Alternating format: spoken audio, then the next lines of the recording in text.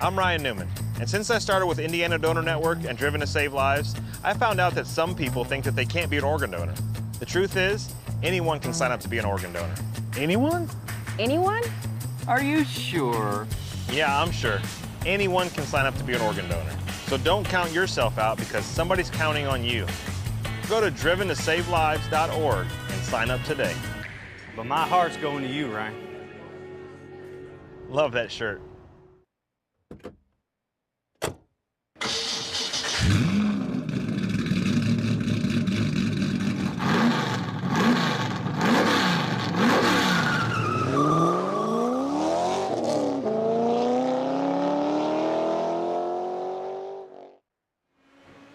Good evening, ladies and gentlemen. Welcome back to another night of iRacing action here on the National Racing Network, where tonight it will be the stars and cars of the U.S. Open Wheel Championship taking on Watkins Glen International. Looking forward to this one in a pretty big way. My name is Chris Graham, joined in the booth, as always, by Mr. Patrick Byrne and Mr. James Watson. And thank you very much, Connor Baldwin, for, again, fantastic work on the cameras here. James, we're coming to you first here, bud. Watkins Glen International, but we're not running the boot. No camping, no parking spots for campers tonight. We're running the Cup Series layout. Shorter lap, and somehow they took a fast road course, and we're going to make it faster. Yeah, to borrow a joke from David Porcelli, it's a shame that they couldn't afford to pay for the whole track. That we only had to use half the layout. But yeah, it's crazy. You're not used to seeing this layout in things that don't have fender. So we thought regular races in this series were going to be draft locked. This is nothing but one big draft party. Yeah. Until everyone dies in the bus stop. Yeah, and Patrick, that's something that we kind of can't get away from here. It is... Yeah. The potential is there for this to turn ugly very, very fast. I think it is going to be a fantastic race. You've heard me say it before on NRN. You'll hear me say it once again. The boot is just filler content and adds absolutely nothing to this track. I am so happy they are running it without the boot. We are actually going to get a great race tonight. Draft locked or not draft locked? Draft lock racing is so much fun because everyone is stuck so close together. Yeah, I tend to agree with you on that. Let's pick up David Porcelli as he's making his way through. Let's see, that's going to be turn 6 tonight. This will be turn number 7. And we'll start seeing drivers' names show up here on the timing and scoring screen here in just a moment as they start getting their laps in the books. 8 minutes of qualification, so still a lot of time for these guys to get laps turned.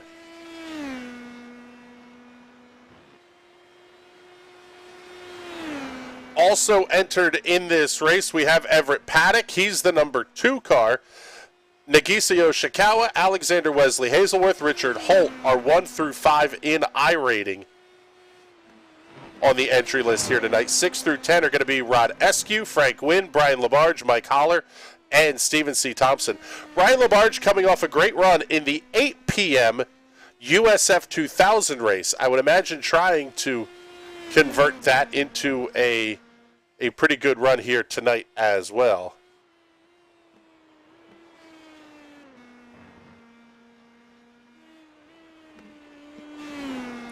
Yeah, the competition is going to be really, really tight tonight, especially with this being draft locked. The leaders aren't going to be able to run away nearly as hard as they do on some of the tracks that are a little bit slower. This is a lot less of a finesse track and more of a brute force kind of track. So as long as you get your arms out a little bit, maybe elbows out racing, you should be pretty good here. Yeah, I would tend to think so. Brian Labarge just go ahead. I was going to say, I've won a handful of stock car races here by pushing people out of the way, kind of Martinsville style, just bumping, running people, either going in turn 1, coming into the bus stop here. I'm not sure that's going to be possible in these open wheelers, but I'd like to see someone try. Yeah, Porcelli is quick, 1 minute 5.163. Brian Labarge, 10th and a half back, 10th and a half and change anyway, back in second. Richard Holt, Everett Paddock, Nieje Camargo, the top 5. The gap between 1, 2, 2, 3 is pretty solid, even 3, 4, but look at those gaps. 5, 6 to 6, 7 to 7, 8, all the way back. It's only a half second separating 6, 7 positions here on the grid. And then you're getting to 1 second back, James, as Porcelli goes even faster, 1 minute 5.037. Let's pick up Brian Labarge, see where he's at. He's just finished up. Take a look at Everett Paddock. Oh, buddy, keep it off the safer barrier out of turn number 7. This just goes to show how tight this field is going to be. Oh, and Paddock, 81 thousandths of a second back. Heater from Everett Paddock.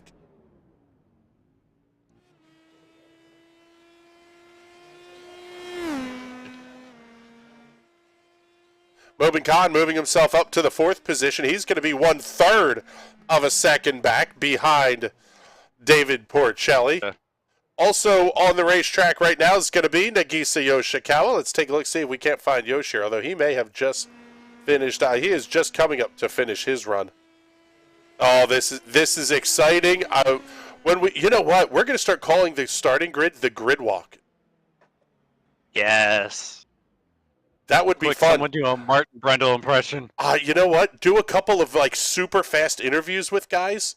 Like one question. Now we're cooking with fire. Yeah, this could be fun. Let's see. Still 3 minutes and 20 seconds remaining in qualifying. Joao Rafael Silva Lopez is on the racetrack. Oh, and he's in the fence off at turn number 7. Lap number 2 will not count for that driver. Alexander Koch, let's pick him up. He's making his way up through the S's, although he has already completed his qualification run. Also on the racetrack, this is exciting, a vintage McLaren F1 livery circa 1991 for Ruben Tugnon.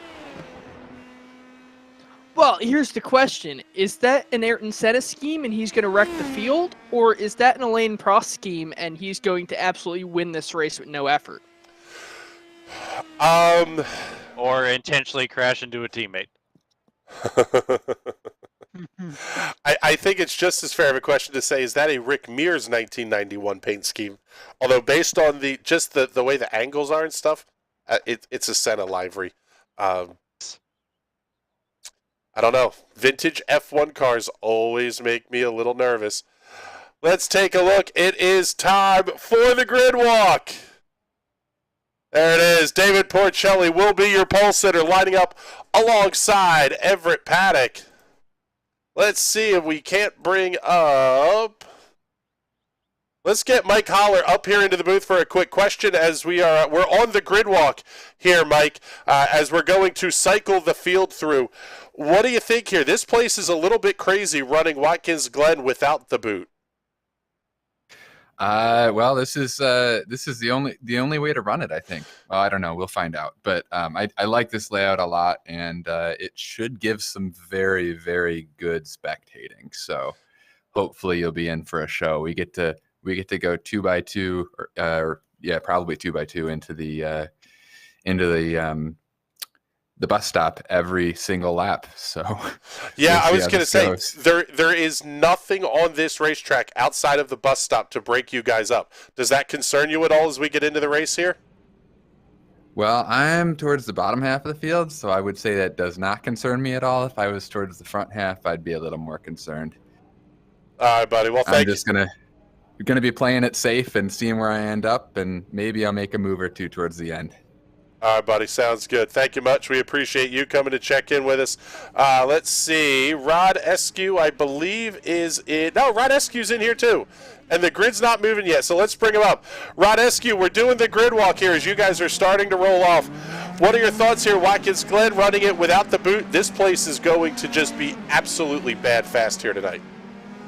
Well, I think this is my first time on this layout. It's going to be interesting to see how a couple of different people take the chicane. The people taking a lot of different lines to the bus stop, so it's going to be interesting the first couple laps. All right, buddy. Sounds good. Thank you much. We appreciate you coming to check in with us here. We'll drop you back down to the driver's chat there. What did we think? Do we like that in the comments? Would you rather us do a grid walk instead of me just rattling stuff off here? I mean, you guys can see what the times are on the screen, so I think it's more fun to give you a little bit of, like, actual content. Yeah, pre-race interviews seem like a great idea. I liked it. It's definitely a lot better than hearing you rattle off names and numbers because, frankly, that's a zone-out time. Yes, it is. Although it is always nice to hear the law firm. Well, yeah, the law firm, Alexander Wesley Hazelworth, going to be rolling off in position number 6 here tonight. We'll get you a good look at that race car here from the focus camera. Low, tight. I love the drone over the bus stop, by the way. That is one of my favorite cameras that Connor Baldwin has built for us.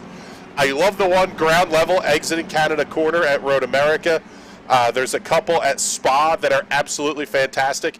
But this looping low-level shot through the bus stop, that's pretty. So now this is where the field would ordinarily dive off to the left-hand side and make the run down into Das Boot. That's not going to happen. They're taking the shortcut. And quite frankly, it eliminates some of the issues that we would see with guys hitting that off-camber turn 9 there. Instead, we're going to see them hit what is turn 6 on this layout at absolutely full tilt. Yeah, and iRacing uses the F1 rules. They can't run wide there like you see some of the stock cars do, so it makes that turn incredibly tight with how fast you're going into it. Yeah, this is going to be absolutely wild. Field is off of turn number 7. They are on the front straightaway. Pace car is in under the control of David Porcelli. Green flags in the air. We're underway here at Watkins Glen. Oh, we were nearly 3 wide there. Oh, they God. are 3 wide. 2 by 2. A little bit back in the pack. That's Labarge and Mobin Khan. Oh, maybe a little bit of left side loving from Labarge. He's going to hold on to 3rd. Porcelli and Paddock starting to break away. Oh, man, one car almost kissing the Armco right at the top of the S's. Oh, this is going to be absolutely insane all night long. Does everybody get through the bus stop clean the first time? It looks like one car shortcutting. He's going to have to take the slowdown. Everybody cleanly through the bus stop. Joao Rafael Silva Lopez, the car that had to take the shortcut at the bus stop. So now it's almost like settle in time because, James, this is a 23-lap race. Yeah, it's going to go quick, but 23 laps is still, that's quite a long time in these cars. Yeah, and like with how draft intensive this track is going to be, it's basically just going to play out like every time we go to Road America or Spa. Just, hold your position and just wait till you can pass. Like, there's no real reason for you to get by someone now unless that person is severely holding up you and the pack behind you. And on cue, you say that and they start ducking out of line. That's Mobin Khan trying to make the pass on Richard Holt. It never fails. I swear they conspire to make me look as dumb as I can. I don't need any help doing that, thank you very much. You do that well. Let's see, we had a couple of cars said they were driving slowly at the back of the field. I think everybody's going to be cleanly through there. So let's go back up here to this battle. Mobin Khan, the law firm, Alexander Wesley Hazelworth running in the 5th and 6th position. Everett Paddock sitting about 0.3 of a second back. It's going to be down to a 1/4 second by the time they get to turn 1. New fastest lap of the race, Brian Labarge, 1 minute 5.489.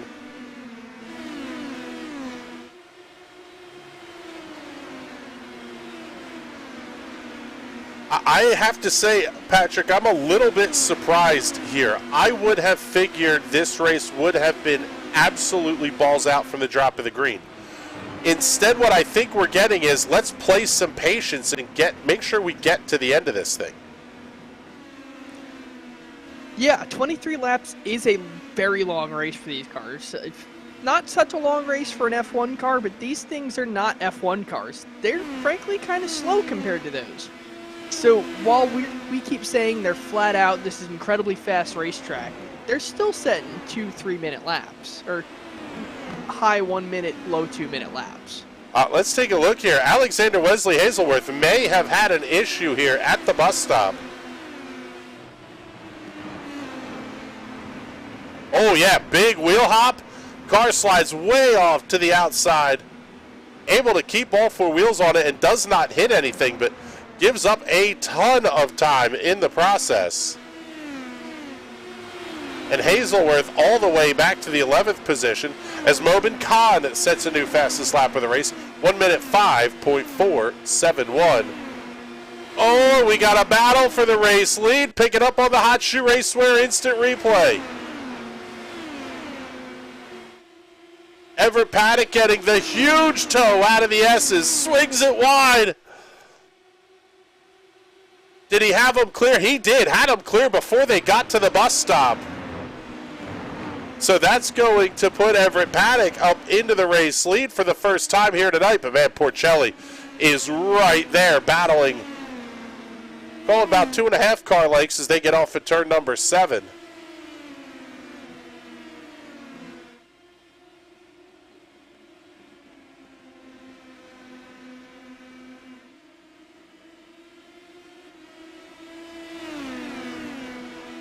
Wow, and out front, Paddock sets a new fastest lap of the race. Every other one we've seen thus far has been draft aided. I guess Paddock got a little bit of help from the pass, the draft and the pass.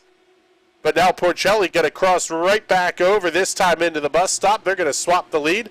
Brings Brian Labarge right back into play. And cue the Jaws theme here because Richard Holt and Mobin Khan are starting to gain ground as well. Yeah, everyone here is still within draft range. Richard Holt is a little bit far behind, but especially just a little mistake by either Brian Labarge or Everett Paddock, and that'll suck them right up to him.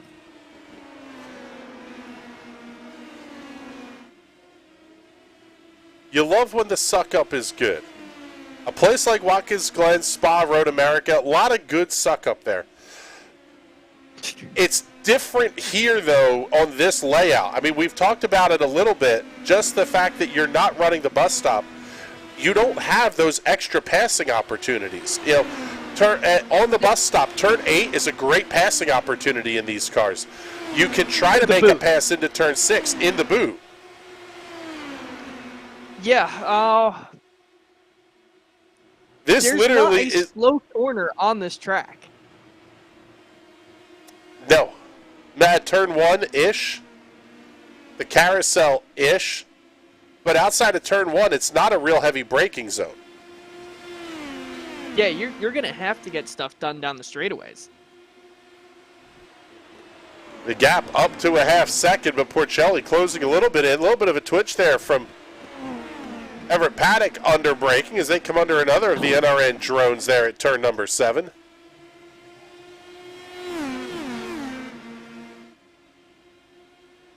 So 1/4 of this race has gone by. In fact, it'll be 1/3, or just about 1/3. A lap or so from now. Everett Paddock, David Porcelli, Brian Labarge, Mobin Khan, Richard Holt, the top 5. It's 5 seconds behind the race leader to Nagisa Yoshikawa in the 6th position. 4.8, you can see it up there on the screen. But Ruben Tugnon, he is going to be the first car onto the pit lane. And he is 70-plus seconds into repair work on car number 15.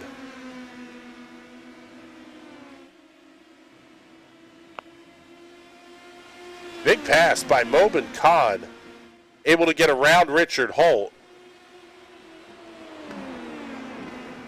So that's going to put Khan up to 4th, drop Holt back to the 5th position. See where else we have some good battles here. The law firm, Alexander Wesley Hazelworth going for the move on. Brian Karszewski into 6. Gutsy spot, well done. Karszewski going to be able to fight right back, but he's just not there. Put Hazelworth back up to position number 11. Oh, man, they are 3 wide behind them heading for turn 1. Oh, well, that ended up a lot better than I was expecting. Yeah, when you're talking about guys that are running 12th, 13th, 14th, I mean, they are talented. But that's kind of where you get to the point where you go, somebody could make a very reasonable mistake here. We see that enough in the Fastmasters races. But, man, these guys getting the job done here. What I love about Fastmasters is 2 of our most common drivers in Fastmasters, Stephen C. Thompson, who is currently going backwards, and Brian Labarge sitting in 3rd position. The great thing about Fastmasters, those 2 guys are absolutely equal there. Hell, Chris, you have a sub 1,000 I rating, and you run equally just fine with us. It is the greatest playing field in all of iRacing. Most evenest. Yes, the most level playing field. It's not about setup. It's not about hitting apexes perfect every time. You do have to be pretty smart, though. A couple of weeks ago, 6 wide at the checkered flag for the win in Star Mazdas, I believe it was. You all were 6 wide for 2nd place, and my rearview mirror was full of cars 6 wide behind me. One of the most iconic pictures in all of motorsport history, that one. Yes. It's better than Freedom 100 then. Yeah, I was going to say, we made the Freedom 100 look silly. That was the best part of the Freedom 100, is they did that 2 or 3 years straight. Yeah, I used to look for, because that's the first year I got an IndyCar was the first year they did that. And I just watched the Freedom 100, and I started looking forward to that race more than I did the Indy 500. I understand why they quit running it, because those cars, yes, those cars wreck as massively as the Indy cars do, and sometimes even bigger. Safety. Yeah, but man alive, was that racing just absolutely incredible. Oh, let's get back to the front here. Battle for the lead. Paddock is going to be on the outside lane to the bus stop, and it's a 3-man show here. Mobin Khan 4 seconds back. Ryan Labarge has the best seat in the house for this one. Let's take a look and go on board with Brian Labarge.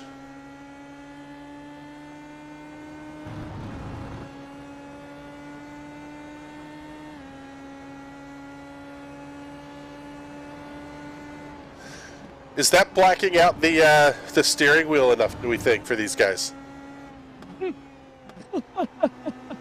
Going full NASCAR. All we need is the random blurring, and there we go. Hang on, I can still read his battery voltage. Yes. Oh, actually, yeah, I forgot to turn the telestrator on tonight for Bizzle, too. Do you need me to turn the telestrator on for you? We do not need to do that tonight, as... Okay. We can. I do not have any of my software running. Okay. He was doing those adulting things, like playing with toy race cars. Yes, I almost missed the broadcast, because I got carried away playing with incredibly expensive, incredibly fast toy cars. If you've never seen a 12-ounce piece of titanium do 100 miles an hour around a toy car track, it is fantastic. Are we okay over there, James? Are you having a heart attack or a stroke? You could say that. Okay. I hate this mic sometimes, I swear to God. Never used to pick that up before. I blame Discord somehow. Heavy mouth breathing incoming. Oh, that's awesome. Let's move back in the field. We'll pick up Nagisa Yoshikawa and Rod Eskew in the battle for the 6th position.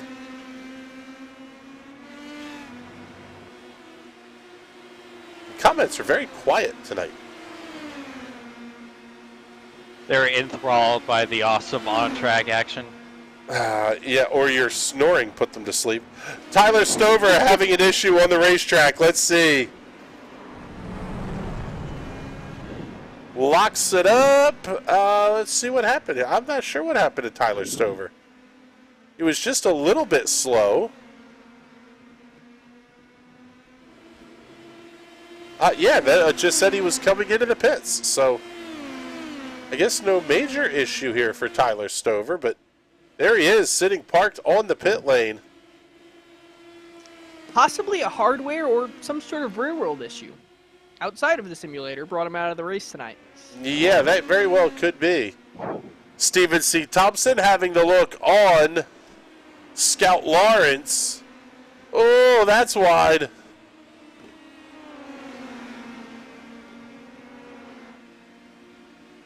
Caught me too, barely.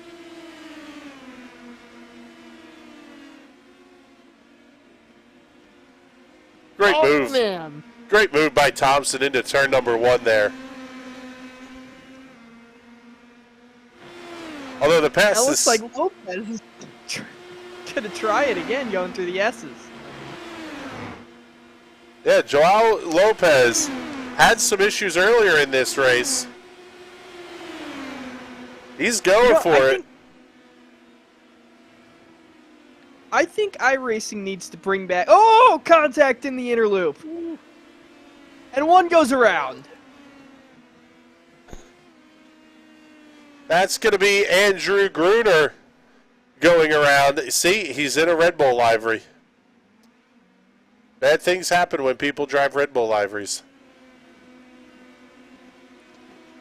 I was going to say, iRacing needs to bring back the 1974 layout of this track, just as like a historic version, just for the memes of going through the first S and then having a chicane right about where that grandstand is. No. No, we do not need that. That chicane was placed in response to the accident that claimed the life of Francois Sever. Oh, Yoshikawa is wide at the bus stop. What a piece of driving to keep the wheels under it and not dump that thing coming back on the racetrack.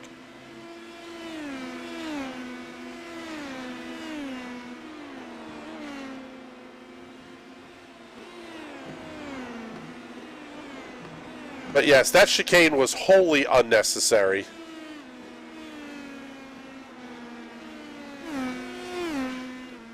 But it would be fantastic for an After Dark event with jumping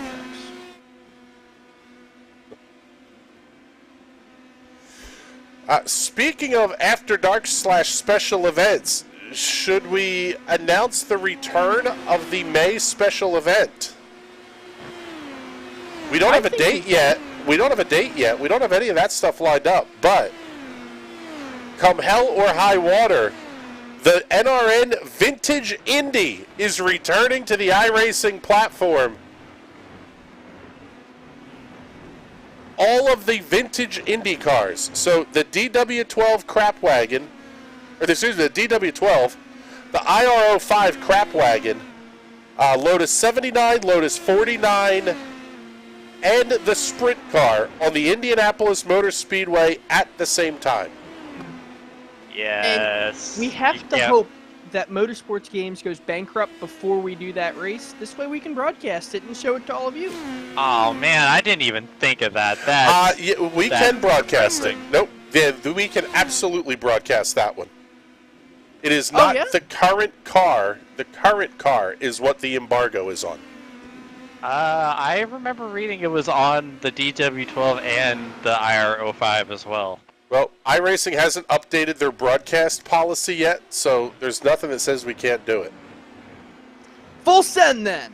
Okay. Although, I would kind of be on board with not broadcasting it, because that was my favorite event to drive in. Now, this would be a lot of work in post-production, but we could do kind of a highlights reel that we commentate over, and every shot of a somewhat modern Indy car, we could just blur out. Oh, God. Just pixelate it. No. And Bleep goes for the lead in the Bleep. Yeah. Yes, but the Vintage Indy will be returning. Again, date and time to be confirmed.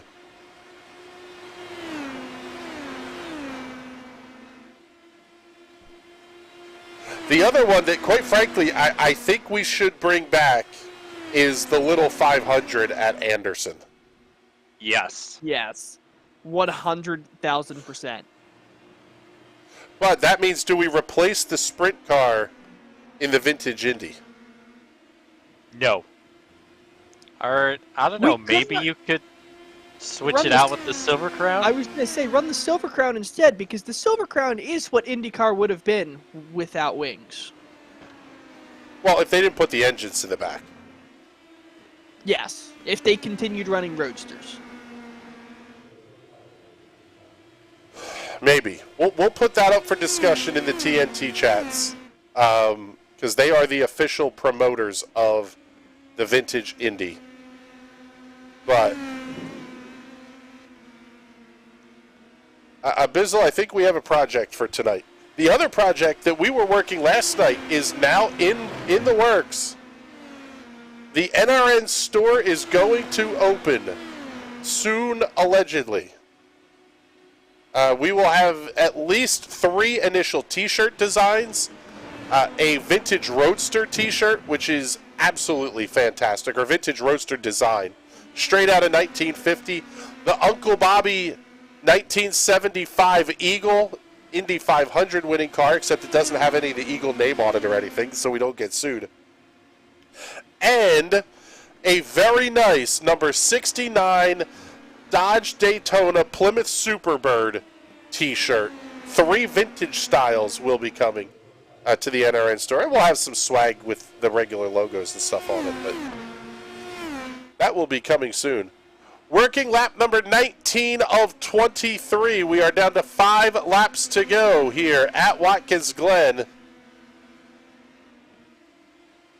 for the U.S. Open Wheel C-Class cars. Let us know in the comments, what would you guys like to see us run for special events? Some of them worked really well and will be returning. Skippy Cross will be returning eventually.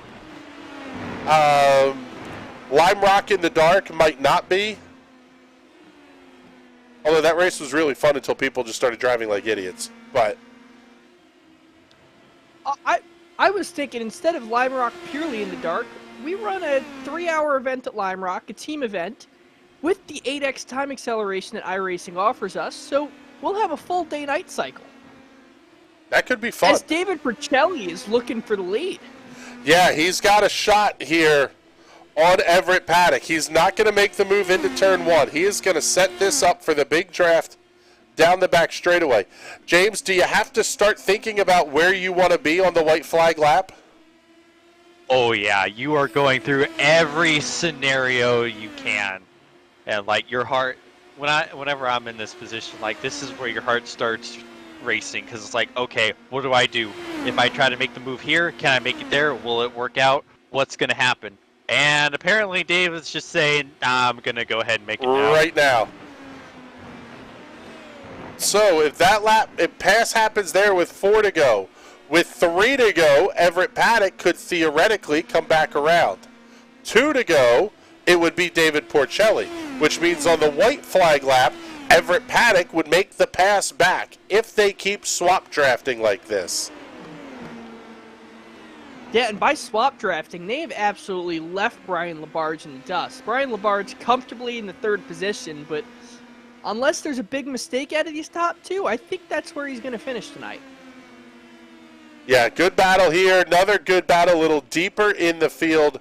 Rodescu, Nagisa, Yoshikawa still going at it. They're separated by about 4/10.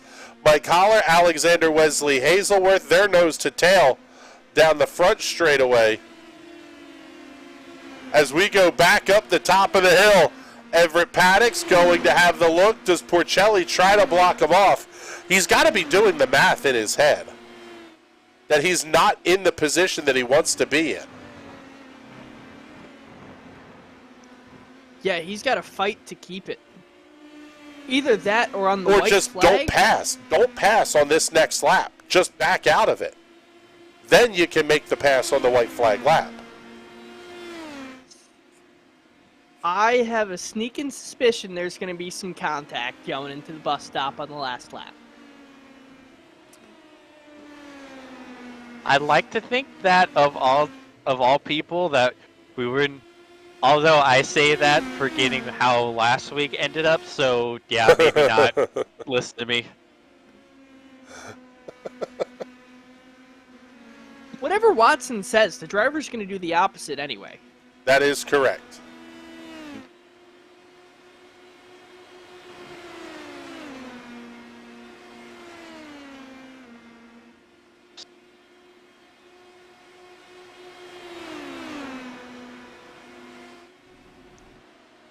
Yeah, Porcelli, I guess doing the math, not going for the move.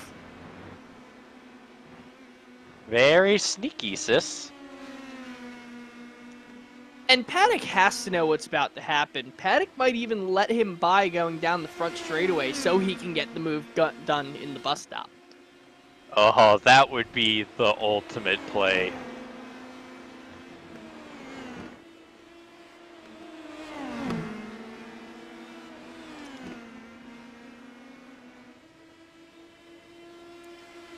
Not gonna dump it and let Porcelli by, so I think we're gonna see something happen in the bus stop here. Yeah. Are we going to see side by side? Down to white flag, 1 lap to go here at Watkins Glen. It's going to be the final time up through the S's. The gap sitting at 3/10. Now it's down to 2/10. Almost down to a 1/10 of a second, separating David Porcelli and Everett Paddock. Paddock tries to block off the line inside. Porcelli has the look wide to the outside. Neither one's going to lift. Porcelli slides a little wide. Paddock's right back to the outside. Oh, and Paddock's off the racetrack. Oh my god. Was there a hip check there? What a save by Everett Paddock. He could get a monster run here. Could we see Everett Paddock make a flying move through turn 7? Oh, the back end steps out just a little bit. I think that's going to be enough. Over the start-finish line, twin checkers in the air. David Porcelli wins at Watkins Glen. Everett Paddock comes home second. Brian Lamarge will round out your podium. I did not realize you can go too wide through the inner loop here. Anything's possible when you have their level of skill. Good gracious. Picking up the final couple of cars making their way across the start-finish line.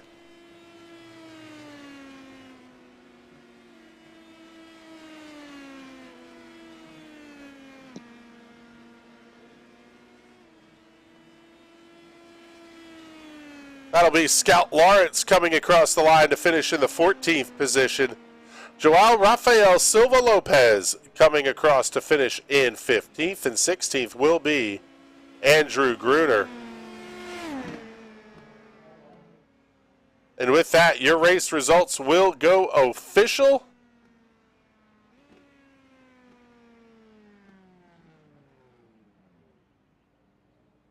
Let's take a look at these final race results. David Porcelli getting the win by 4/10 of a second, almost half, over Everett Paddock. Brian Lamarge rounding out your podium.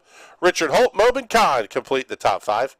Nagisa Yoshikawa, Rod Eskew, Nieje Camargo, Frank Wynn, and Alexander Wesley Hazelworth rounding out your top 10 finishers here this evening. 11 through 19, Mike Collar, Brian Karszewski, Stephen C. Thompson, Scout Lawrence, Joao Lopez, Andrew Gruner, Tyler Stover, Alexander Koch, and Ruben Tugnon. What a fantastic race this one was. Race that took just about 37 minutes to complete here. That was quick. You boys were hauling the mail. Let's take a look and see who we're going to get for our Victory Lane interviews. And the first guy that's going to pop in will be our race winner tonight here, Mr. David Porcelli. And man, I'll tell you what, David, it was a fantastic battle between you and Everett at the head of the field. Talk us through it, because it really was intense over those last handful of laps. Absolutely exhausting. Hands out to Everett. He really had some phenomenal pace this evening. I had to work my butt off, even in that draft, just to get up to him. And then once I did, I knew it was a matter of setting myself up to be close enough to pass him on the back straight after turn 1. on the last lap. So I was really glad I was able to make that happen. And we had a little bit of side-by-side through the bus stop chicane, and I didn't mean to shoulder check him into the grass. We didn't have any contact in the sim or anything like that. But maybe he got a little spooked or something. But yeah, what a race! Wow, very exciting. It was a fun one for sure. Talk us through that, because Patrick just said, I didn't think you could go too wide through the bus stop, and you guys managed to do it. That has to be a little bit of pucker factor Zulu when you guys are side by side entering that corner. Yeah, absolutely. I knew that I had to sort of send it on the outside, and I was wary about an over-under, which it looked like he was getting ready to set that up. So it was, once I sort of wrapped around him through that first apex, my goal was to just get the car collected so that as I exited the bus stop, he wouldn't have the opportunity to get back under me. And I think he realized that I had checked up that much, and that's why he went for the outside move around the long, like, I guess, non-boot entrance corner. Yeah, my goodness. Well, we made it, though. I was going to say, you sound a little winded here, bud. This was sounds like it may have been an adventure back there behind the wheel. Yeah, absolutely. It's just really tired. Really a lot of fun with Everett. Glad we both made it through, and glad to take home the win. Yeah, one of those places that is, I mean, obviously nothing about playing sim racing is that physically demanding. However, the mental concentration just has to be insane at a place where there really is no letdown. But congratulations on the win. Thank you very much for coming to hang out with us here. Hopefully we're talking to you again in just a little bit with the D-Class race as well. But before we let you go, do all the big sponsor plugs and thank yous. Absolutely. Special thanks to Team Watson Racing and Satellite Racing. Shout out to Racecraft One Indianapolis. Hi to the family. Thanks so much to National Racing Network for an awesome double broadcast every week, and I hope to be seeing you guys in about 30 minutes in the booth. All right, buddy. Sounds good. We appreciate you coming to hang out with us here. Let's bring in our runner-up tonight, guy who made possibly save of the night, Mr. Everett Paddock. Man, it was a great battle you had with David. I was doing the math here going, if he didn't not pass you with 2 to go, you were going to be in position to make that pass into the bus stop on the white flag lap. Were you doing that math in your head throughout those last couple laps of the race? Yeah, I figured it was like, who wants to be, going into the chicane at the end. But I was like, I thought I'd give it a shot on the inside. I mean, David stuffed it in there. It was like only one of us was going to make it through that way, but that's all right. All good. Yeah, it seemed almost he apologized for the hip check that wasn't. He said he didn't see any contact on his screen.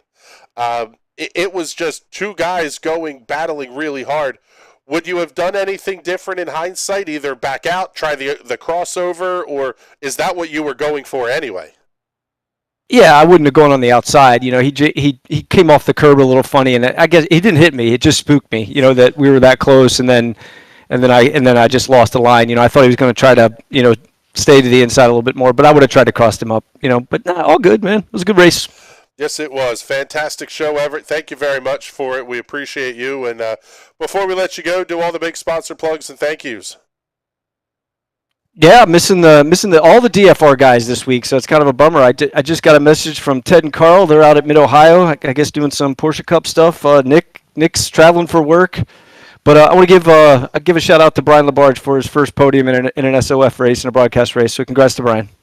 All right, buddy. Well, thank you much. We appreciate you coming to hang out with us. And, man, he stole my thunder on this one. Everett already shouting it out for us. But, Brian Labarge, congratulations. Your first podium in a broadcast SOF race here on NRN. Congratulations, man. Absolutely hell of a drive here tonight. Oh, my God. Thank you. I don't even know what to say other than the fact that, I mean, if it weren't for the fact that, the kids and the wife are probably sleeping, I'd be screaming my freaking lungs out right now. And also, I have also realized that the downside of having a sim rig is that there's no front you can stand on. Like, you can't just hop out of the car and... yeah, holy crap. Man, I tell you what, the 8 o'clock race in the Indy Pros, You had a really nice battle with David there for a handful of laps. You put up a great showing here tonight, and now you're going to get to go jump in that USF car again here in about 15 minutes. You've got to be jacked up for that race because confidence builder on confidence builder, now heading into something you're familiar with, you got to be rip-raring to go here. Yeah, I got to make sure that like I take a couple of deep breaths and kind of calm myself down and not get too overconfident because it's still a race. It's still got to get run. So,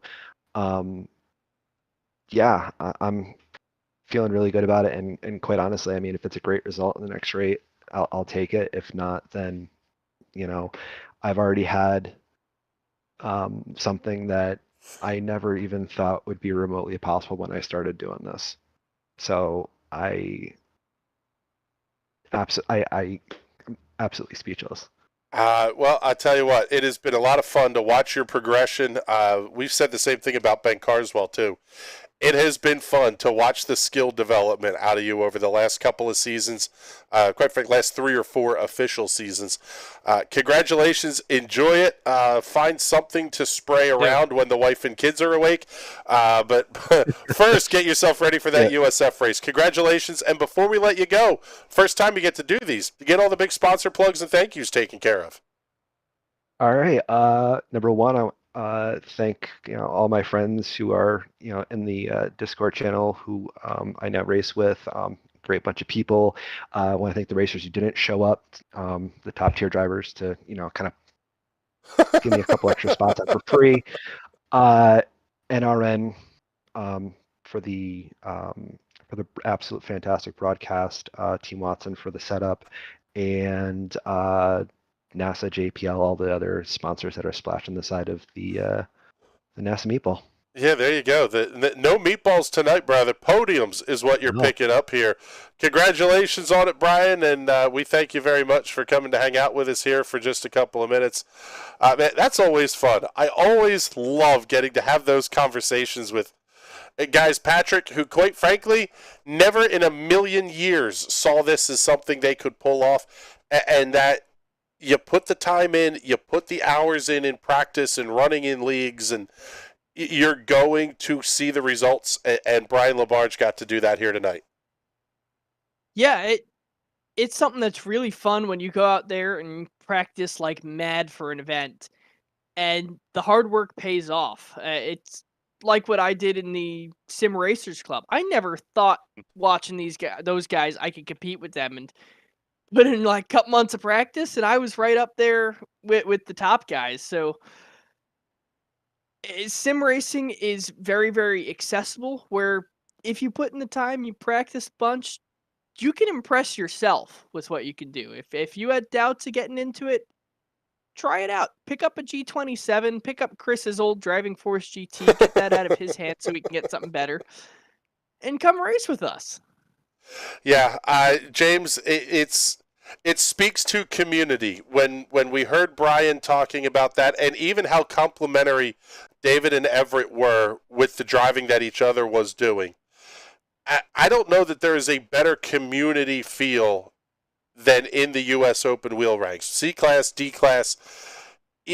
D-Class will have 80-some drivers in it, and we'll see 20 in the unofficially official clout-seeking Discord. This is part of the fun. It's not just the driving pretend race cars thing. It's the relationships you build and the people you get to meet and hang out with, and maybe even share a bratwurst with eventually in the real world. Yeah, it's incredible to see. Like, we're all like pretty good friends. Like, even with how hard everyone races, and like, look at that, like a little bit of argy-bargy on the last lap with David and Everett 2 weeks in a row, and they're basically like laughing about it. Like, that's what you want to see. That's what makes this series, this community, this Discord special. Like, you kind of wish that you could see it from all sides of iRacing. Yeah, and boys, if Carter Lundy shows up, we could have another 1,000th of a second finish at the line coming up in USF2000. I can't wait. But we've got those about... cars can absolutely The USF2000 cars can absolutely run most of this track too wide. Yeah. This is going to be this race I was a little bit surprised in. I thought we would have seen more side by side. Instead, we saw a lot of the swap drafting, which kind of makes sense when you think about it. But this next race for the USF cars, there's just no getting away from each other. It's fixed setup. You're going to top out the speedometer. There's just nowhere to hide. Nope. Like, you think this race is going to be draft heavy. Like, this upcoming race is going to be even worse when it comes to draft walk. Yeah, well, and Patrick, part of that is because we talk about it almost every week. It's a momentum car. There's no way, there's very few places to lose the momentum in this car at Watkins Glen. This one's going to be just crazy. I wouldn't be surprised if the USF car isn't braking here. They're probably just lifting. Now, they're probably tapping the brakes a little bit and trailing them to get the car to turn, but there's no hard braking zones on this track with that car.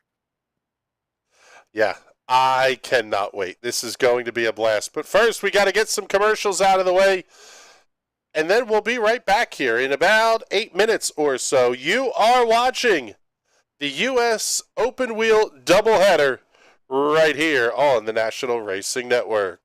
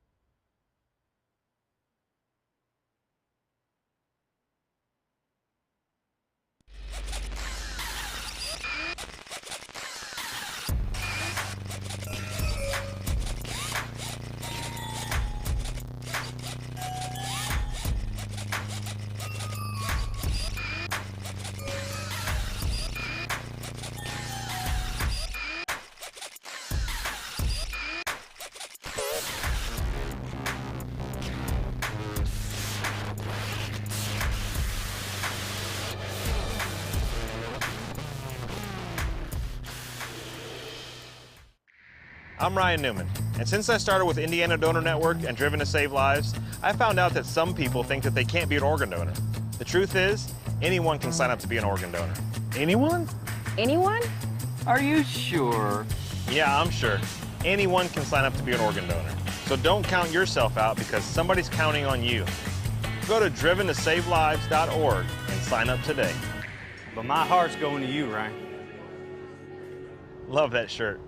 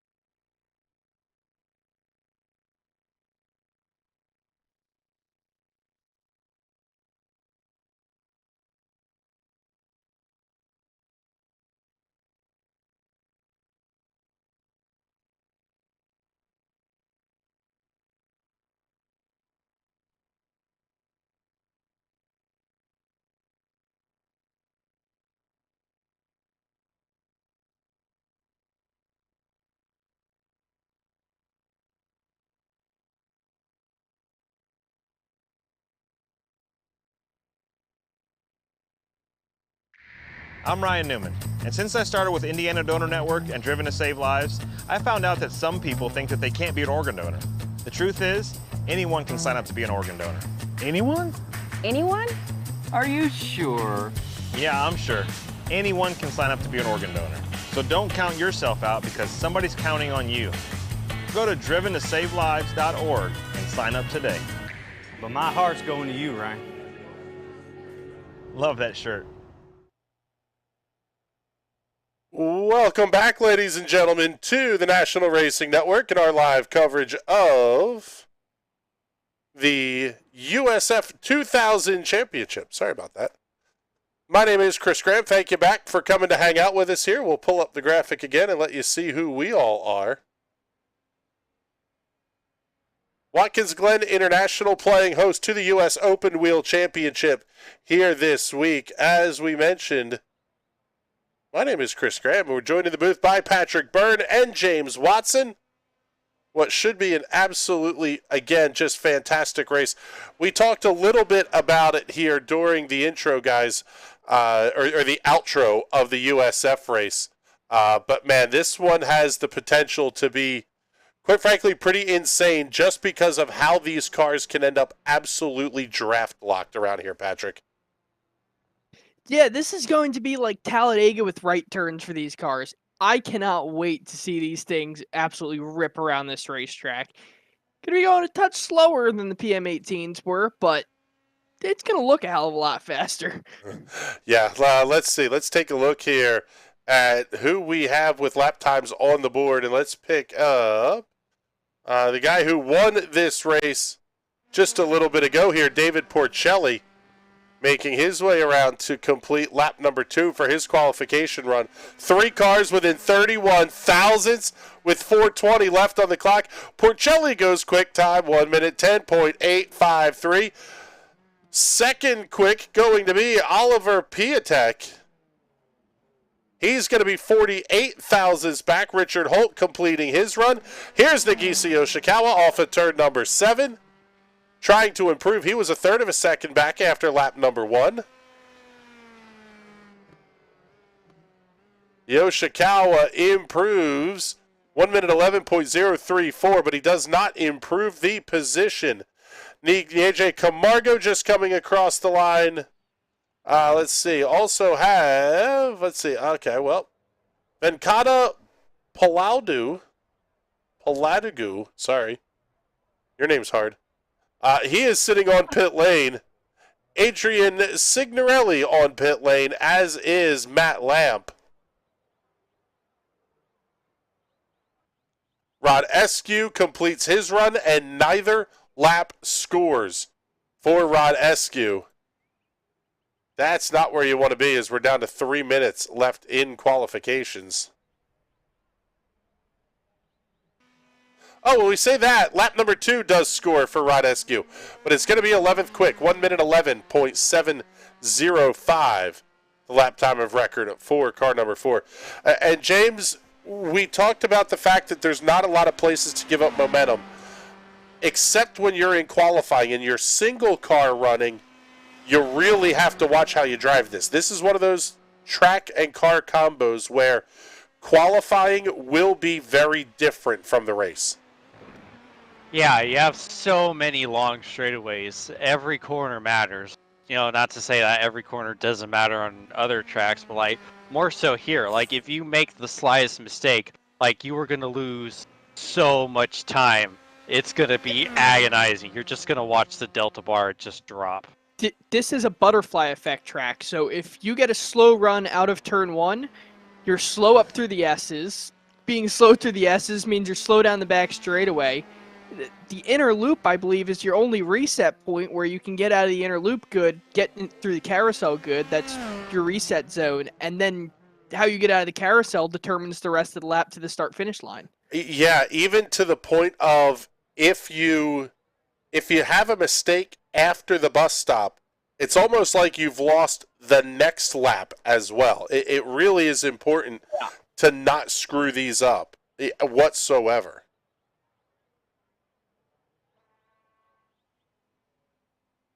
Take a look. See if we can pick up Daniel Araya. He is out on the racetrack right now.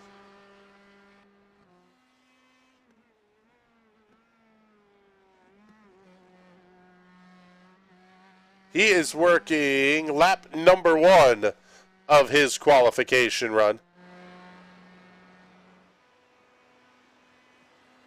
Down to about 60 seconds left, so he's only going to get one crack at this. Ben Carswell made top split, but will not set a lap in qualifications. Let's see if we can bring Ben up here to the booth with us here for just a moment. Ben, a man lacking the qualifications to set a time on this track qualifying. Yeah, well, you know, I figure it's better to break early at the back than to break early at the front. You know, I mean, I don't want to go get pole and then I don't know the brake markers. That would be really unfortunate. So you're saying it's a discretion is the better part of valor thing here. Just stay out of the way, let the carnage happen in front of you, and hope for the best.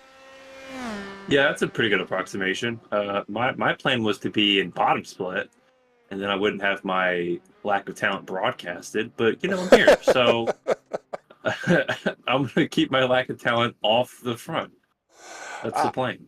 All right, you know what? That answer works. All right, Ben, thank you much. Let's drop you back down here, and let's see. As soon as we start seeing cars come out here onto the grid, yeah, there we go. They're getting lined up. So let's get ready to show you tonight's starting grid for the U.S. Open Wheel Championship, and we're doing the grid walk.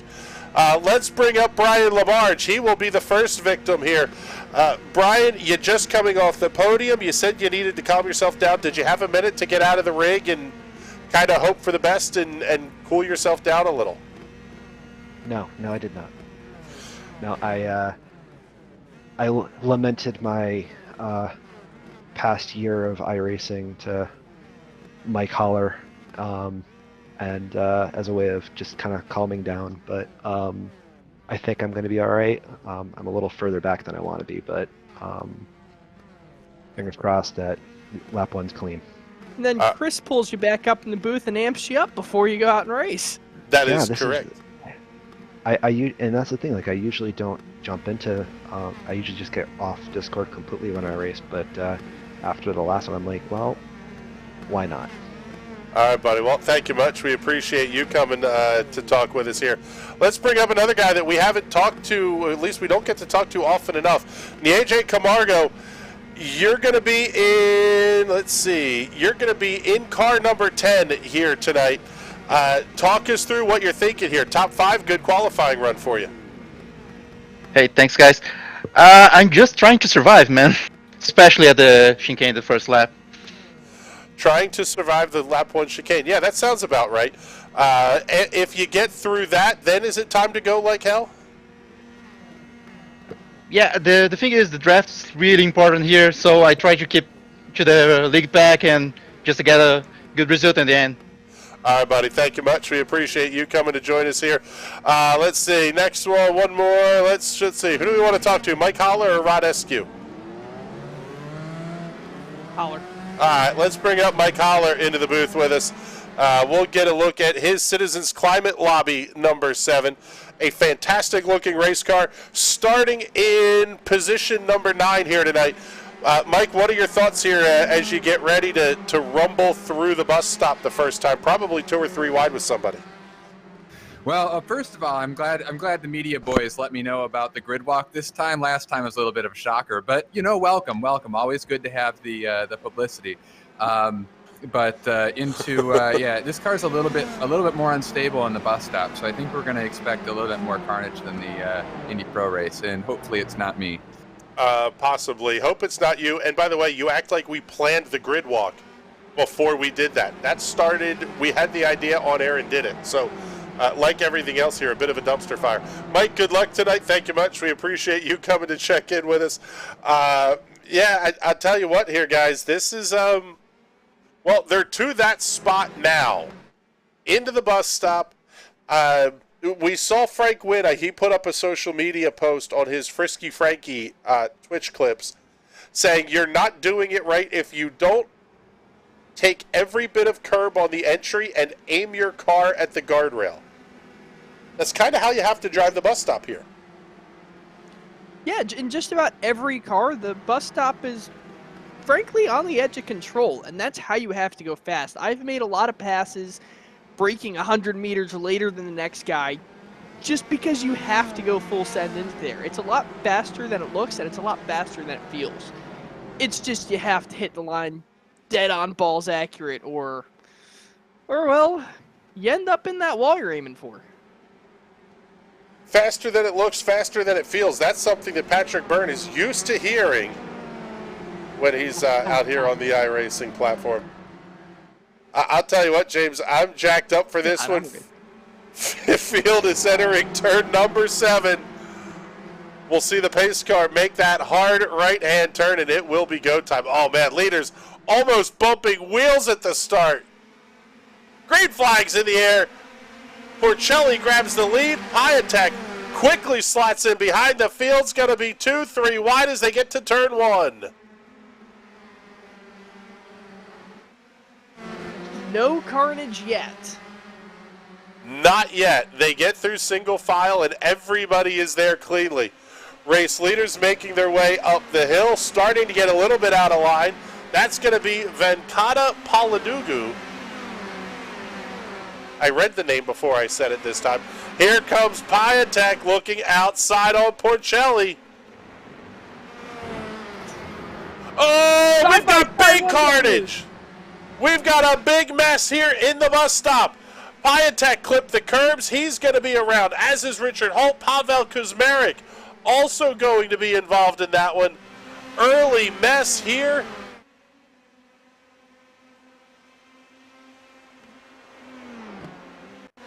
Let's take a look at it on the Hot Shoe Racewear Instant Replay. Keep your eye on that car that's second in line. Way too much curb, hops it around. He's able to keep it off the wall. I don't think anybody hit the wall there.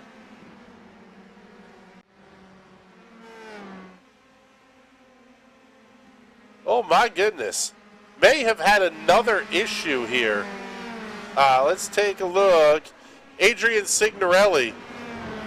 Oh, one car spins it around. He's going to try to do the bus stop backwards. A couple of cars just electing to straight line it and take the time penalty. That's not the worst call anybody's ever made either.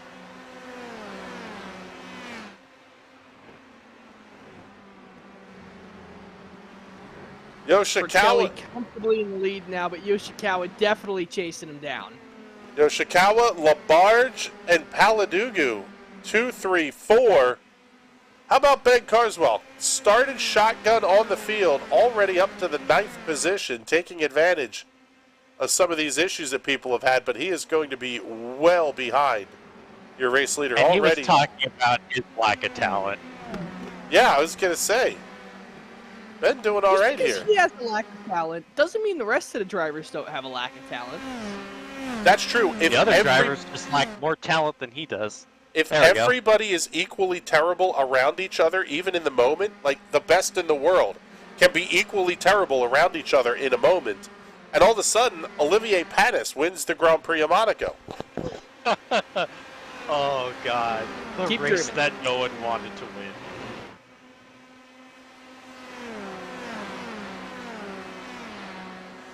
This race, guys, significantly shorter than the Indy Pro race. This one is only going to be 12 laps in length. Does that change the approach at all, just knowing that you're only going to get so many cracks at the bus stop? A little bit, yeah. I mean, it's basically half the race distance, so you have less laps that you're just going to sit behind and ride out. So you've got to be quicker than your moves. Especially if you're someone right around like 4th or 5th, you have to have extra moves. You've got to figure out how you're going to lead cars and get up to where you can make that final run for the win. Pre-plan the plan, basically. See, I don't think there is a plan. Where in the last race, you kind of saw the intensity ramp up. In this race, they're starting with that dial on 9, and they're cranking it to 11 just about now. All right, Spinal Tap.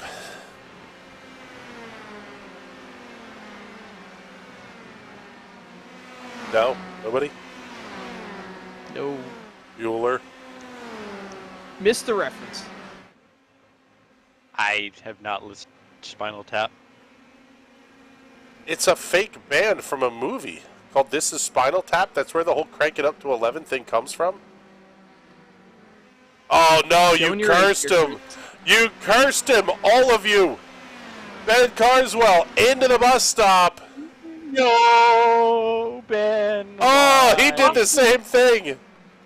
Just jumps it. That car Didn't was hit anything though. Didn't hit anything, but he was full on airborne through the bus stop. You're welcome, Ben. We're here for you, bud.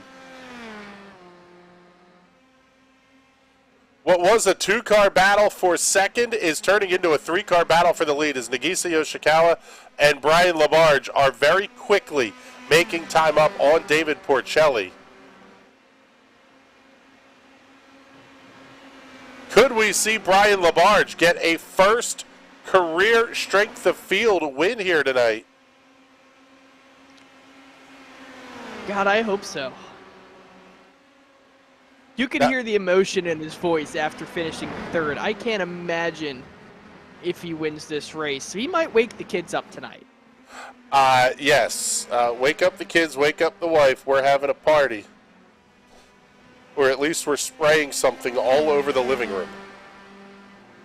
Pop the champagne oven on a Thursday.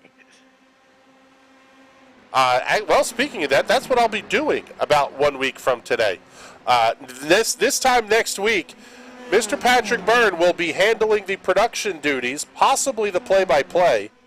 James Watson will be on color commentary. And anybody else that wants to join the booth, maybe we'll rope Jason Owens into getting the B team back together. I will be attending my daughter's college graduation, so Bizzle will have the show on Thursday night. The Friday Camel GT show is a little bit up in the air just in terms of getting personnel together, but we will try our best to work that out for you. But I will be, well, I probably might be checking into the comments and being offensively drunk or something, but looking forward to a fun family weekend up in State College next weekend.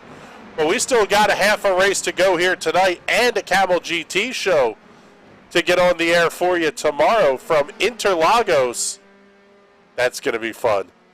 GTPs. Thankfully, Yeah?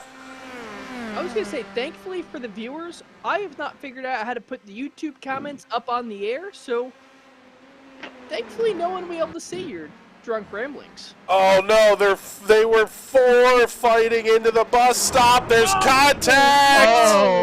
Oh, that is big dead. Big dead. Oh, Rodescu almost had it saved, and then Mike Holler got punterinoed into the outside wall. He had cleared this. Follow Mike Holler, 3rd car in line. The wreck's happening around him. We're good. I'm back on the racetrack. I'm not good. Everybody we've talked to tonight has had an issue. I was just about to say that. Brian Labarge and Lee Camargo. Those are the only 2 left that, shit, it's not looking good if I'm looking at the maps. Quick, talk to Porcelli or someone. We're now wishing ill will on people live on the air. That's fantastic. It's not wishing ill will. It's I want to hear Brian Labarge wake the kids up tonight. So yeah, it's wishing ill will. I guess some of this now is when do you decide to make that move if you're Labarge? Because you guys, he and Yoshikawa, they're not close enough yet to attempt to move on Porcelli. If Labarge makes the move, it may take them out of draft range, and then you have to work it all back up again. With only 4 laps to go, there may not be enough time. Labarge may have to try to go 3rd to 1st. Yeah, it's starting to get to go time. I can't sit around, putz around, and wait anymore. You have to put yourself in 2nd and get yourself in a position to make that move. Yoshikawa thought about it into the bus stop, may have backed off.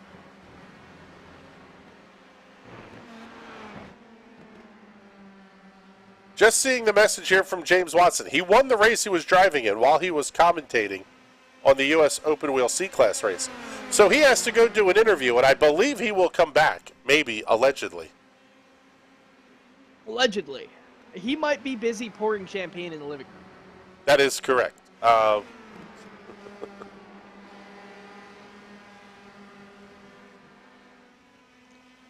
Knowing Watson, though, it's probably vodka cranberry getting sprayed all around everywhere. I don't think James Watson drinks, does he?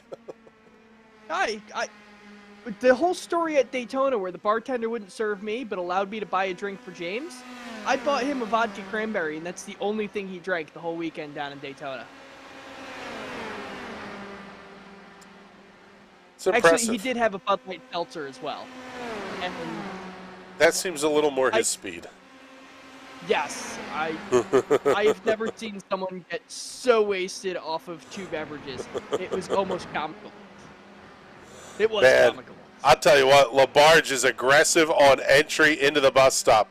He wants this race win. Porcelli's a little bit wide. Yoshikawa follows him through. He's trying to keep the draft up. The gap is sitting pretty consistently at about 0.3 of a second.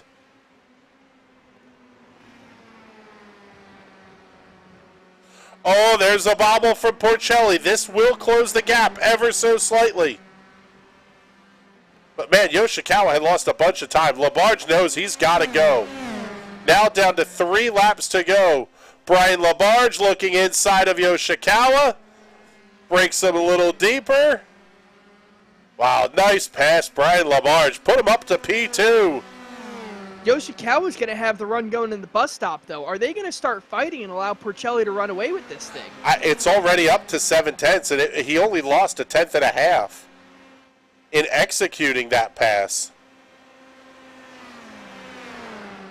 Labarge has a choice to make. Defend Yoshikawa or go on the attack here. Yoshikawa chooses not to make a move, and that's going to allow Labarge to catch up to Porcelli a little bit. Gap now down to about 0.5 seconds. Yeah, this is one of those where I think we may have overestimated the draft ever so slightly in these cars. They don't. It's not the top end power. Yeah, they put off a much smaller draft with that miniature wing they have back there. It's only a single element and not a dual element like the PM18s have. As well as those huge gurney flaps down the side. Those just clean up the air behind you. Well, let's see. Brian Labarge currently still sitting right about 0.6 of a second, just not gaining much of anything on David Porcelli.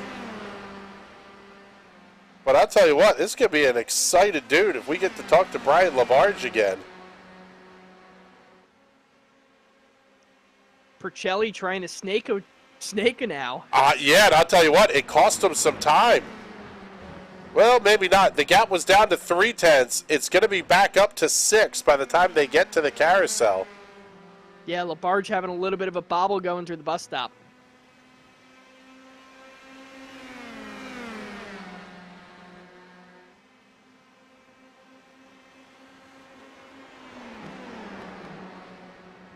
Man, I'll tell you what, Labarge has speed. If he can keep this up, he may have a shot as they're going to come around and see the white flag. 1 lap to go here at Watkins Glen. It's down to 0.4 of a second. Oh, and a bobble by Labarge. That's going to open it back up to 0.6. Here comes Yoshikawa. They'll be side by side up through the S's. This will allow Porcelli to get away. The gap now up to 0.8.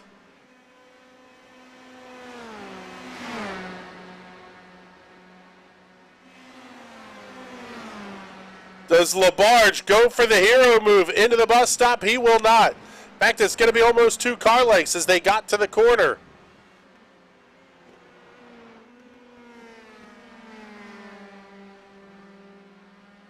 That may be all she wrote for Brian Labarge. David Porcelli, just a couple of corners left to go.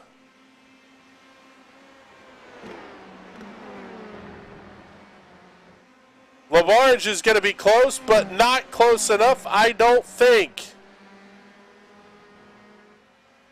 Off the final corner, twin checkers in the air. David Porcelli gets the win at Watkins Glen. Second of the night, second SOF sweep of the season for the pilot of car number 1.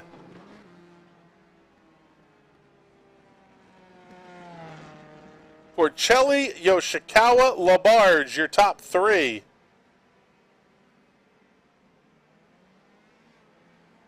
Fourth to Franco Carnero, fifth to Nieje Camargo. And even with the issue, Ben Carswell coming home with a top 10, finishing in the 9th position.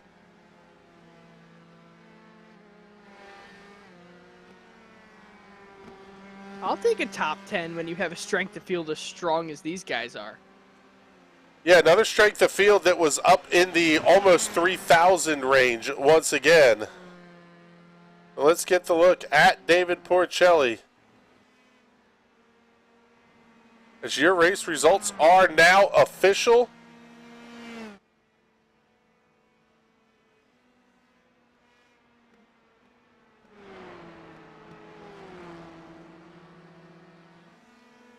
Porcelli gets the win here at Watkins Glen. As we mentioned, picking up his second of the night. Let's take a look.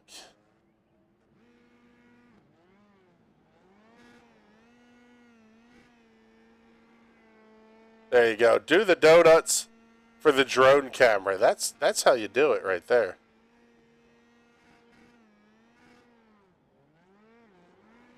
That, where all those people are standing, is my absolute favorite spot to just hang out and stand at this track. Right on the infield in the final corner.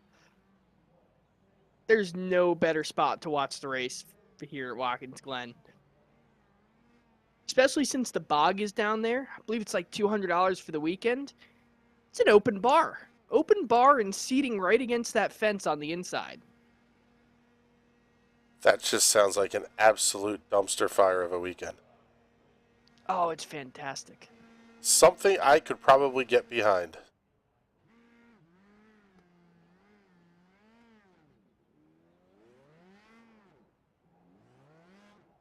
So let's take a look here and see who we have to talk to. Let's bring in, let's see, we'll start our Victory Lane interviews. Actually, let's see, let's give it a winner to see if, or a minute, see a moment here if our race winner comes in. There he is. Let's bring him up, Mr. David Porcelli. Man, I'll tell you what, fantastic drive here tonight. Ultimately, not a ton of action for you at the front of the field, but I would imagine that's probably something you're okay with. Yeah, I felt like I had a job that race to make sure that we got the 1-2. So I was actually lifting on the first few laps to make sure Yoshi was still in my draft, and did everything I could to assist him in his battle. So yeah, just thrilled to get the 1-2 for Team Watson Racing. Ooh, team shenanigans going on. Yeah, well, a little bit anyway. And well, I don't know that you guys necessarily encountered on Brian being a part of this party. Were you hoping that the two of you could just break away and not have to deal with him? And ultimately, all of a sudden, a couple of laps to go, and he's there wanting to play. Yeah, I had a feeling he was right behind Yoshi the whole time. And I needed to make sure that I had a little bit of a gap once that battle started. So yeah, just thrilled that that battle went well and was nice and clean. I'm gonna look forward to rewinding and getting to go and watch that and see how they did. Looks like it was pretty exciting back there. Yeah, it was a good show all the way around. Congratulations. 2 for 2 on the night. I believe second broadcast sweep of the season for you. Just absolutely fantastic all the way around, David. Congratulations. And once again, do the sponsor plugs and thank yous before we let you out of here. Yeah, thanks so much. Shout out to Team Watson Racing. Woohoo. Congrats on the 1-2. Shout out to Satellite Racing and Racecraft One Indianapolis. Thanks to National Racing Network for an awesome broadcast every week. And yeah, thanks so much, guys. Just hoping to wrap up this season just as strong as I've started the first half. So looking forward to it and hope to see you guys next week. All right, buddy. Well, thank you much. We appreciate you coming to hang out with us here for just a minute. And let's see who else we have to talk to here. We have our second place finisher, Nagisa Yoshikawa. David was talking a little bit about the fact that you guys were trying to ensure the Team Watson Racing won too. Then all of a sudden, Brian Labarge was there with a handful of laps to go and making your life difficult. Well, I don't know exactly about that. I still want to win. No, but for sure. I mean, I'm not going to do anything stupid. And I was going to try and stick behind him for as long as I could and then, try something on the last lap. But I knew Brian would be there, and I was perfectly fine with working with him to try and catch up to David and maybe have something happen or whatever on the last 2 laps. But I think in general, like, we just didn't have the pace, both of us, to really challenge him as much as we could. So just try and bring home the best result I can, especially for the team. And it worked out in the end. It almost felt a little bit like even with you and Brian working together, there just wasn't enough top end out of the race car, whether that was not enough draft help. Obviously the motor's down on power, not enough gear, whatever. You guys just could not make up a ton of time, even when you were really tightly nose to tail. Yeah, I definitely agree with that. It almost felt like in the Indy Pro 2000 earlier, the draft was bigger because even though it's a faster car, you had that little bit extra speed you could utilize, whereas this, it's almost like you're kind of topped out halfway down the straight. So, yeah, I agree with that. But just in the end, like, I was kind of on his bumper for a couple laps, and I was content to stay there and try and draft by near the end, but just didn't work out that way.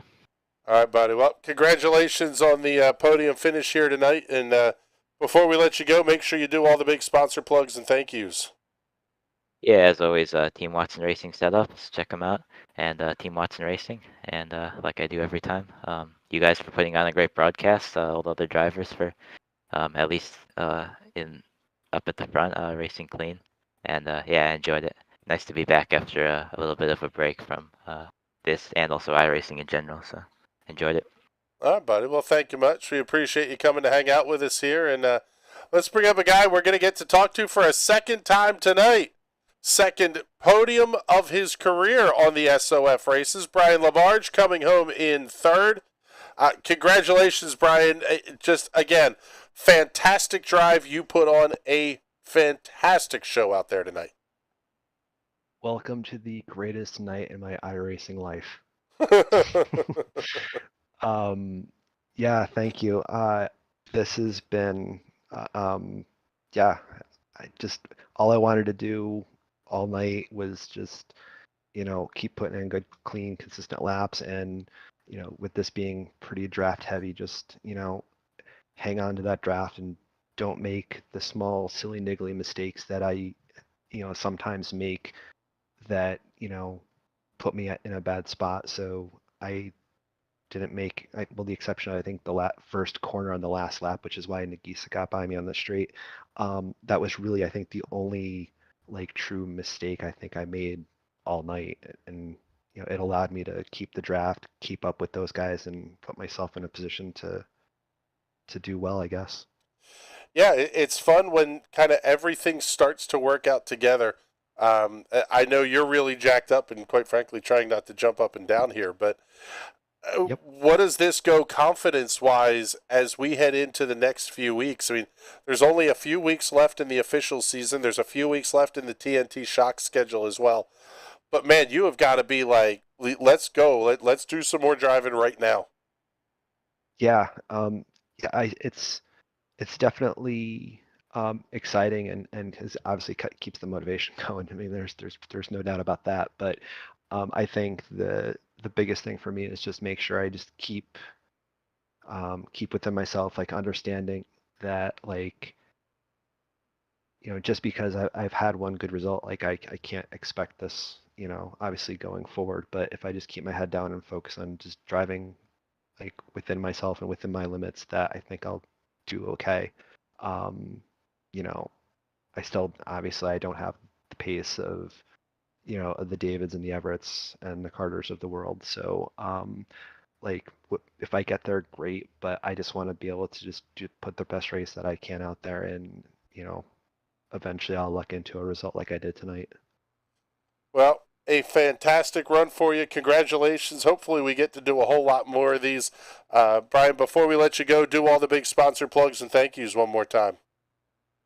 All right. Thank you again to the NRN network for the broadcast. All of the drivers on the Discord channel. The world is a vampire. Yeah, that's about it. All right, buddy. Thank you very much. Great Smashing Pumpkins reference there, too. Man, I'll tell you what, Bizzle. Twice now we get to talk to a guy who's pretty jacked up. And quite frankly, Brian LaBarge was pretty excited, too. David Porcelli excited with the wins, kind of getting back to where he expects himself to be performance-wise in these cars. That could be something dangerous for the rest of these fields for over the last 5 weeks or so, 4 weeks of the iRacing season. Yeah, seeing a guy like David Porcelli get back into his groove is kind of scary, and hopefully, at least hopefully for him, it can put him ahead of Carter, because I believe even with Carter missing tonight, he's still the points leader. Possibly. We'll have to take a look at the numbers here. But all in all, we're going to have 3 good championship battles coming down the stretch here. The broadcast combined, each of the individual broadcast championships, and the iRacing championships are all still up for grabs as we're finally getting to the point where we're going to start counting the drop weeks. Yeah, this is going to be real fun, and it only gets tighter with all the drop weeks because all of these guys have had a bunch of fantastic races, bunch of fantastic finishes. Obviously, Carter's going to be taking his off weeks as this drops. So it gives guys like Porcelli the advantage because he's run every week this season, so he gets to throw away his bad results. Finished third one week, kind of sucked. Throw that one away. Yeah, we're looking forward to what we see over the next couple of weeks. Big show coming up here tomorrow as well. It will be the Camel GT Series coming to you from Interlagos. Full schedule next week. Monday night, the Silver Crowns are back in action, followed by TNT Shock on Tuesday. Wednesday will be the Sim Racers Club. Thursday, the U.S. Open Wheel doubleheader. And very likely we'll be back with Camel GT next Friday. But with that, time for us to get the heck on out of here. Great show, as always, to the entire NRN crew. For James Watson, Patrick Byrne, and everybody here that makes these shows happen, my name is Chris Graham. Thank you so much for coming to hang out with us. We will talk to you all soon. Have a great night, everybody.